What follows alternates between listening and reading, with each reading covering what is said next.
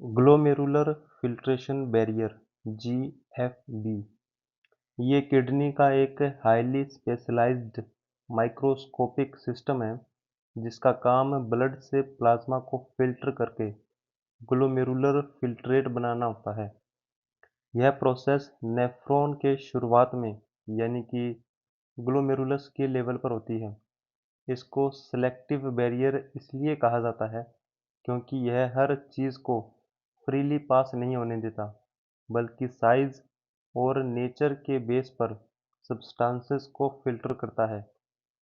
मतलब कि पानी, आयंस और छोटे मॉलिक्यूल्स आसानी से निकल जाते हैं, जबकि ब्लड सेल्स और बड़े प्रोटीन्स अंदर ही रुक जाते हैं।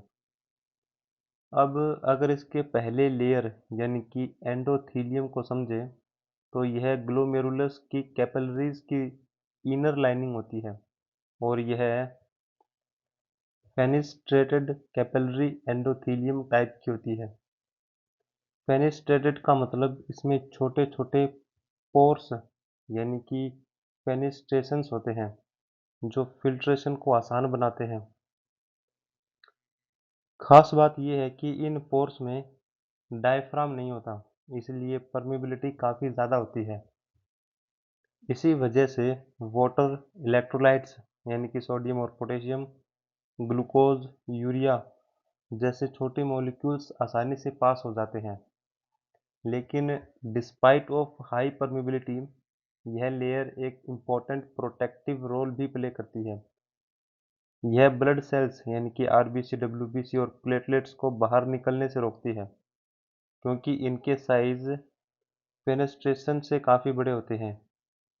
यानी कि एंडोथेलियम का काम है फिल्ट्रेशन को अलाउ करना, लेकिन सेलुलर एलिमेंट्स को रोकना। क्लिनिकल पर्सपेक्टिव से अगर देखें, तो अगर यह एंडोथेलियल लेयर डैमेज हो जाती है, जैसे कुछ इन्फ्लेमेटरी कंडीशंस में, तो फिल्ट्रेशन अनकंट्रोल्ड हो सकती है और एबनॉर्मल सब्सटेंसेस फिल्ट्रेट में आ सकते हैं। इसलिए यह लेयर फिल्ट्रेशन का पहला स्टेप होने के साथ साथ एक प्रोटेक्टिव सीव की तरह भी काम करती है। ग्लोमेरुलर फिल्ट्रेशन बैरियर का दूसरा और सबसे क्रिटिकल पार्ट होता है बेसमेंट मेम्ब्रेन। यह एंडोथेलियम और पोडोसाइट्स के बीच स्थित एक थिक डेंस लेयर होती है जो फिल्ट्रेशन का मेन कंट्रोल सेंटर मानी जाती है। अगर एंडोथेलियम को इनिशियल सीव माने, तो जीबीएम असली डिसीजन मेकर बैरियर होती है जो ये तय करती है कि कौन सा सब्सटेंस फिल्ट्रेट में जाएगा और कौन सा नहीं। स्ट्रक्चर की बात करें तो जीबीएम मेनली टाइप 4 कोलेजन और प्रोटियोग्लाइकेन से बनती है। टाइप 4 कोलेजन इसको स्ट्रक्चरल स्ट्रेंथ और मजबूती देता है, जबकि प्रोटियोग्लाइकेन्स इसे नेगेटिवली चार्ज्ड बनाते हैं। यही नेगेटिव चार्ज फिल्ट्रेशन में इंपॉर्टेंट रोल प्ले करते हैं। ब्लड में मौजूद कई प्रोटीन्स, खासकर एल्ब्यूमिन भी नेगेटिवली चार्ज्ड होते हैं। इसलिए जीबीएम इलेक्ट्रोस्टैटिक रिपल्शन के कारण इन प्रोटीन्स को बाहर जाने से रोकती है। फंक्शनली जीबीएम दो आधार पर फिल्ट्रेशन को रेगुलेट करती है: साइज और चार्ज। छोटे मॉलिक्यूल्स जैसे कि वाटर, आयंस, ग्लूकोज ये आसानी से पास हो जाते हैं, लेकिन बड़े मॉलिक्यूल्स और निगेटिवली चार्ज्ड प्रोटीन्स को इफेक्टिवली रोक दिया जाता है। इसलिए जीबीएम को मेन फिल्ट्रेशन बैरियर कहा जाता है।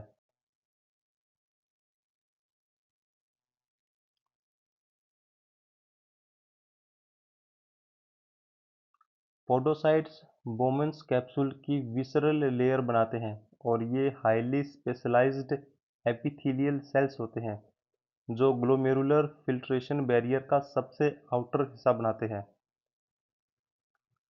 इनकी स्ट्रक्चर काफ़ी यूनिक होती है। इनसे निकलने वाले प्रोजेक्शंस को फूड प्रोसेसेस कहा जाता है। ये पेडिकल्स या कि फिर फूड प्रोसेसेस आपस में इंटीग्रेट करके जाल की तरह जुड़े रहते हैं, जिससे उनके बीच छोटे छोटे गैप्स बन जाते हैं, जिनको फिल्ट्रेशन स्लिट्स कहा जाता है।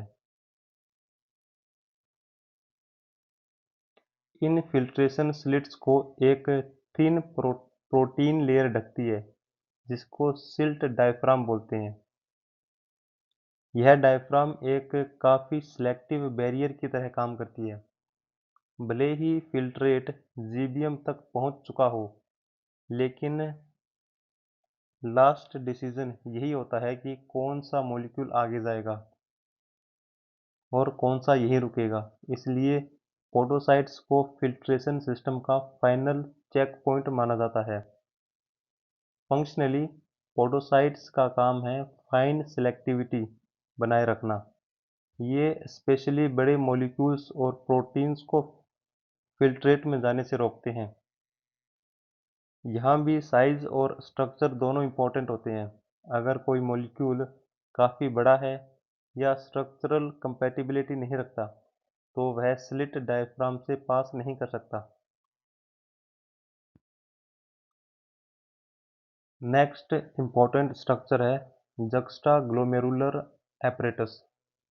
ये किडनी का एक स्पेशलाइज्ड रेगुलेटरी यूनिट है, जो उस जगह पर होता है जहाँ distal convoluted tubules (DCT) efferent arterioles के पास आकर कॉन्टैक्ट करता है। यह अरेंजमेंट रैंडम नहीं होती। यह एक स्ट्रेटेजिक पोजीशन है जहाँ ट्यूबुलर फ्लूइड, जो नेफ्रॉन के अंदर फ्लो कर रहा होता है, जिसको ट्यूबुलर फ्लूइड बोलते हैं, और ब्लड सप्लाई, जो ग्लोमेरुलस में जा रही होती है, उन दोनों के बीच कम्युनिकेशन पॉसिबल करता है। इसी वजह से JGA यानी कि जक्स्टाग्लोमेरुलर अपरेटस किडनीज के दो सबसे इम्पोर्टेंट पैरामीटर्स यानी कि JFR ग्लोमेरुलर फिल्ट्रेशन रेट और ब्लड प्रेशर को रेगुलेट करता है।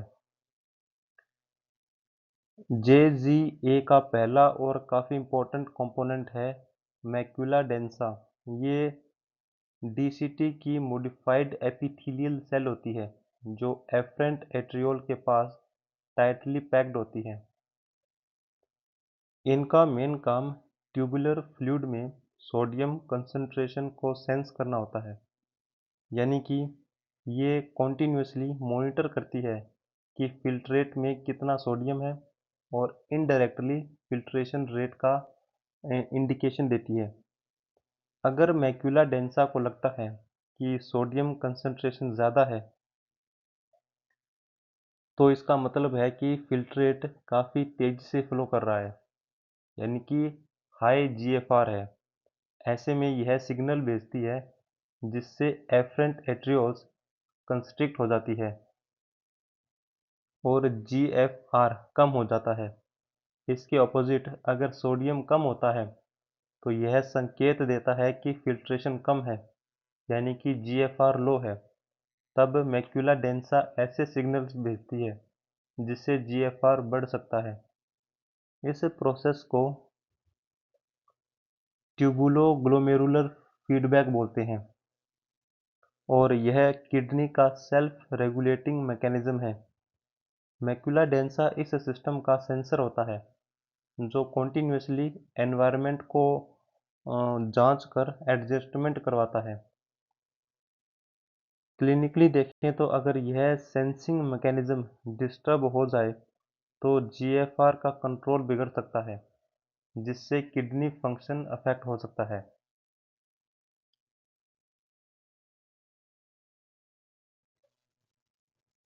जक्स्टाग्लोमेरुलर अपरेटस का कंट्रोल सिस्टम तभी कंप्लीट होता है जब इसके तीनों कंपोनेंट्स मिलकर कोऑर्डिनेटेड तरीके से काम करते हैं। मैक्युला डेंसा सेंसिंग का काम करती है, जबकि एक्चुअल रेस्पॉन्स जनरेट करने का काम जक्स्टाग्लोमेरुलर सेल्स और लेसिस सेल्स करते हैं। जक्स्टाग्लोमेरुलर सेल्स एफरेंट एट्रियोल्स की वॉल्स में पाई जाने वाली मॉडिफाइड स्मूथ मसल सेल्स होती हैं। ये नॉर्मल स्मूथ मसल सेल की तरह कॉन्ट्रैक्ट तो कर सकती है, लेकिन इनका मेन स्पेशल फंक्शन है रेनिन हार्मोन को सिंथेसाइज और सीक्रेट करना। इन सेल्स के साइटोप्लाज्म में सिक्रेटरी ग्रेन्यूल्स होते हैं जिनमें रेनिन स्टोर रहता है। जब बॉडी में ब्लड प्रेशर कम होता है या कि फिर मैक्युला डेंसा लो सोडियम डिटेक्ट करता है,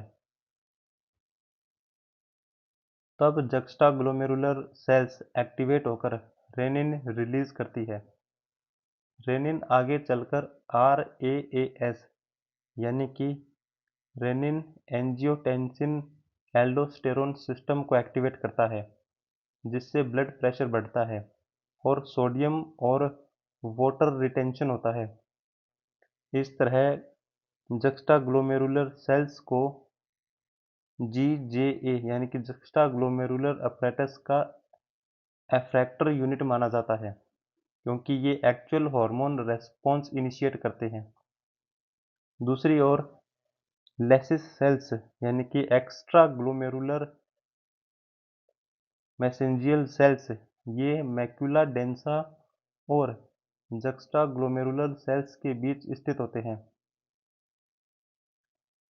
इनका एग्जैक्ट फंक्शन पूरी तरह से क्लियर नहीं है, लेकिन माना जाता है कि ये सपोर्टिव और कम्युनिकेशन रोल प्ले करते हैं।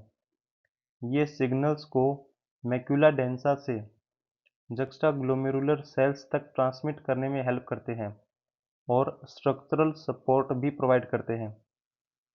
कुछ स्टडीज यह भी सजेस्ट करती है कि ये फैगोसाइटिक एक्टिविटी या कि फिर लोकल रेगुलेशन में कंट्रीब्यूट करते हैं, लेकिन इनका रोल अभी तक पूरी तरीके से डिफाइन नहीं हुआ है।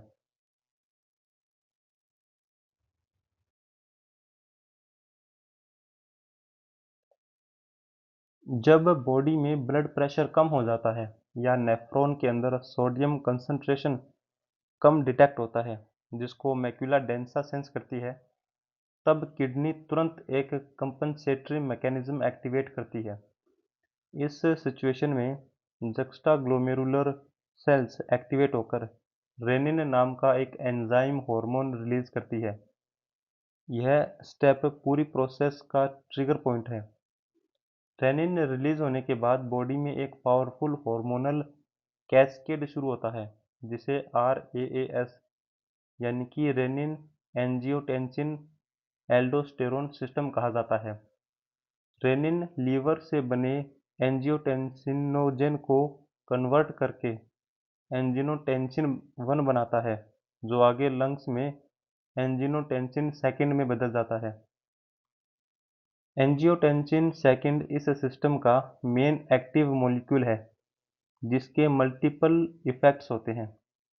सबसे पहले एंजियोटेंसिन सेकेंड ब्लड वेसल्स को कंस्ट्रिक्ट करता है, यानी कि वैसो कंस्ट्रिक्शन करता है, जिससे तुरंत ब्लड प्रेशर बढ़ जाता है।